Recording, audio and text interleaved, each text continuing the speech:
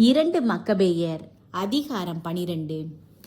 யாப்பாவில் யூதர்களின் அழிவு.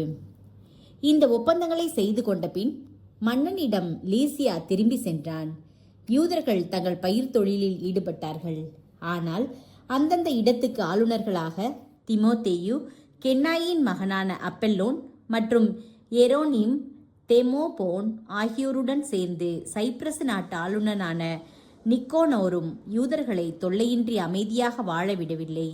இதே காலத்தில் யாப்பா நகரத்தார் மாபெரும் துரோகம் புரிந்தார்கள். தங்களோடு வாழ்ந்து வந்த யூதர்களிடம் பகைமை அற்றவர் போல் காட்டிக்கொண்டு அவர்களை மனைவி மக்களோடு தாங்கள் ஏற்பாடு செய்திருந்த படகுகளில் ஏறும்படி கேட்டுக்கொண்டார்கள். இது நகரத்தாரின் பொது இசைவுடன் செய்யப்பட்டதால் அமைதியில் வாழ விரும்பிய யூதர்கள் யாதொரு ஐயப்பாட்டுக்கும் இடம் கொடாது அதற்கு இசைந்தார்கள். யாப்பா நகரத்தார் அவர்களை கடலுக்குள் கொண்டு போய் மூழ்கடித்தார்கள். இவ்வாறு மூழ்கடிக்கப்பட்டவர்கள் ஏறக்குறைய 200 பேர். தம் இனத்தாருக்கு செய்யப்பட்ட இக்கொடுமை பற்றி யூதா கேள்விப்பட்டு அதை அவர் தம் வீரர்களுக்கு தெரிவித்தார்.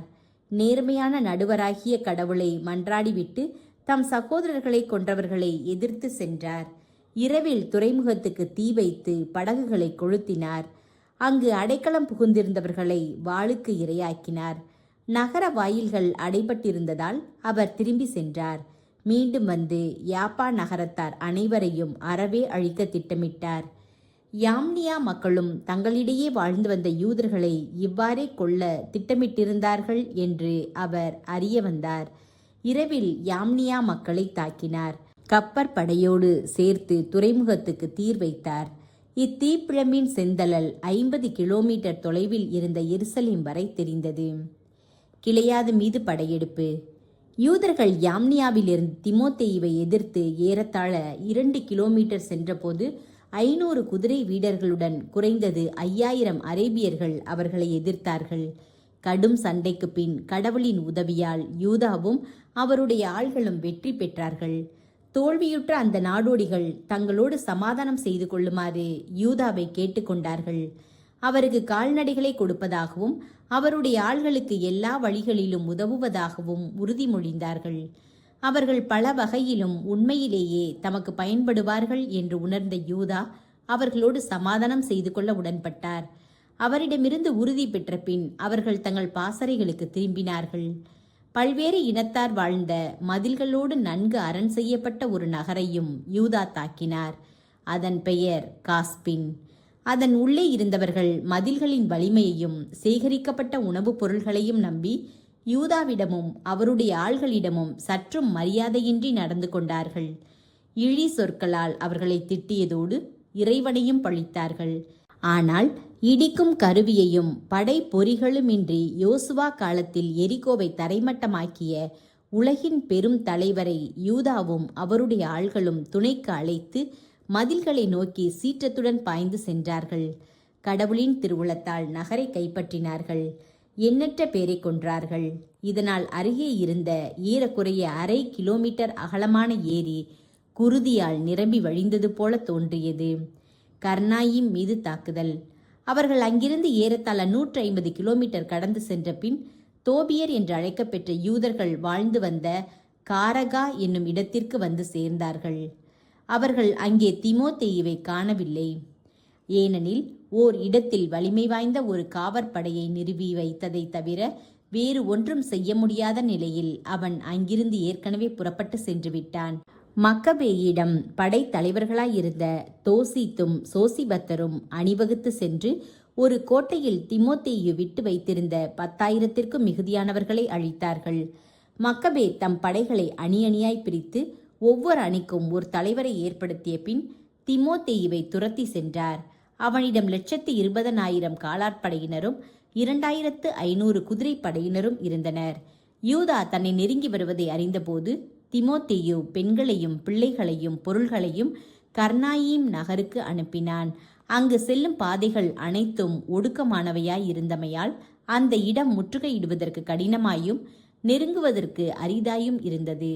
ஆனால் யூதாவின் முதல் அணியை கண்டவுடனேயே அச்சமும் கலக்கமும் பகைவர்களை ஆட்கொண்டன. ஏனெனில் அனைத்தையும் காண்பவர் அவர்களுக்கு தோன்றினார். எனவே அவர்கள் மிரண்டு தலை தெறிக்க ஓடி எல்லா பக்கத்திலும் சிதறுண்டு போனார்கள். தங்களுடைய ஆள்களின் வாள் முனைகளிலாலேயே குத்தப்பட்டு அடிக்கடி ஒருவர் மற்றவரை காயப்படுத்தி கொண்டார்கள். யூதா மிகுந்த வலிமையோடு அவர்களை பின்தொடர்ந்து அந்த கொடியவர்களை வாளுக்கு இரையாக்கினார். அவர்களுள் 30,000 பேரை அழித்தார். தொசித்து, சோசிபத்தர் அவர்களுடைய ஆட்கள் ஆகியோருடைய கையில் தீமோத்தேயுவே அகப்பட்டு கொண்டான். தன்னை உயிரோடு போக விட வேண்டும் என்று நயவஞ்சகமாக அவர்களை கெஞ்சி கேட்டுக்கொண்டான். அவர்களுள் பெரும்பாலானோருடைய பெற்றோரும் சகோதரரும் தன்னுடைய பிடியில் இருந்ததால் எச்சலுகையும் அவர்களுக்கு காட்டப்பட மாட்டாது என்று கூறியிருந்தான். எத்தீங்கும் செய்யாமல் அவர்களை திருப்பி அனுப்பிவிடுவதாக கொடுத்திருந்த தனது வாக்கை அவன் மீண்டும் உறுதிப்படுத்தியதால் தங்கள் சகோதரர்களை காப்பாற்றும் பொருட்டு அவனை அவர்கள் விட்டுவிட்டார்கள். யூதா அதன்பின் கர்னாயிம் அத்தர்காத்து கோவிலையும் எதிர்த்து சென்று 25,000 பேரை கொன்றார். அவர்களை முறியடித்து கொன்ற பின் எபிரோனை எதிர்த்து சென்றார். அரண்சூழ் அந்நகரில்தான் பன்னாட்டு மக்கள் கூட்டத்தோடு லீசியா வாழ்ந்து வந்தான். வலிமைமிக்க இளைஞர்கள் மதில்களுக்கு முன்பாக நின்று கொண்டு அவற்றை துணிவுடன் பாதுகாத்தார்கள். அங்கு படை பொறிகளும் எரிபடைகளும் மிகுதியாக இருந்தன. தமது ஆற்றலால் பகைவர்களின் வலிமையை சிதறடிக்க வல்லவரான இறைவனிடம் யூதர்கள் மன்றாடிய பின் நகரை கைப்பற்றினார்கள். அதில் இருந்தவர்களுள் 25,000 பேரை கொன்றார்கள். அவர்கள் அங்கிருந்து புறப்பட்டு எருசலேமிலிருந்து 120 கிலோமீட்டருக்கு அப்பால் இருந்த சித்தோபொலிக்கு விரைந்தார்கள். ஆனால் அங்கு வாழ்ந்த யூதர்கள் சித்தோபொலி மக்கள் தங்களை நன்கு நடத்தியதற்கும் துன்ப காலத்திலும் தங்களுக்கு அன்பு காட்டியதற்கும் சான்று பகர்ந்தார்கள். அதனால் யூதாவும் அவருடைய ஆள்களும் சித்தப்போலி மக்களுக்கு நன்றி கூறி எக்காலத்திலும் தங்கள் இனத்தாருடன் அன்புறவோடு வாழும்படி கேட்டுக்கொண்டார்கள். பின்பு பெந்தகோஸ்து திருவிழா நெருங்கி வந்தமையால் எருசலேமுக்கு சென்றார்கள். கோர்கியா மீது வெற்றி. யூதர்கள் பெந்தகோஸ்து திருவிழாவிற்கு பின் இதுமேயா நாட்டு ஆளுநனான கோர்கியாவை எதிர்க்க விரைந்தார்கள். அவன் 3000 காலால் படையினரோடும் 400 குதிரை படையினரோடும் அவர்களை எதிர்த்து சென்றான். அவர்கள் போர் தொடுத்தபோது யூதர்களுள் சிலர் கொலை செய்யப்பட்டார்கள். ஆனால் பக்கேனோருடைய ஆள்களுள் வலிமை மிக்கவர் ஒருவரான தொசித்து குதிரை மேல் இருந்தபடியே கோர்கியாவை பிடித்து கொண்டார். அந்த கயவனுடைய மேலாடையை பற்றி கொண்டு அவனை மிக்க வலிமையோடு இழுத்த வண்ணம் உயிரோடு பிடித்து செல்ல எண்ணியிருந்த போது திராக்கோன் குதிரை வீரர்களுள் ஒருவன் தொசித்து மீது பாய்ந்து அவருடைய தோளை துண்டித்தான். ஆகவே கோர்கியா மாரிசாவுக்கு தப்பியோடினான்.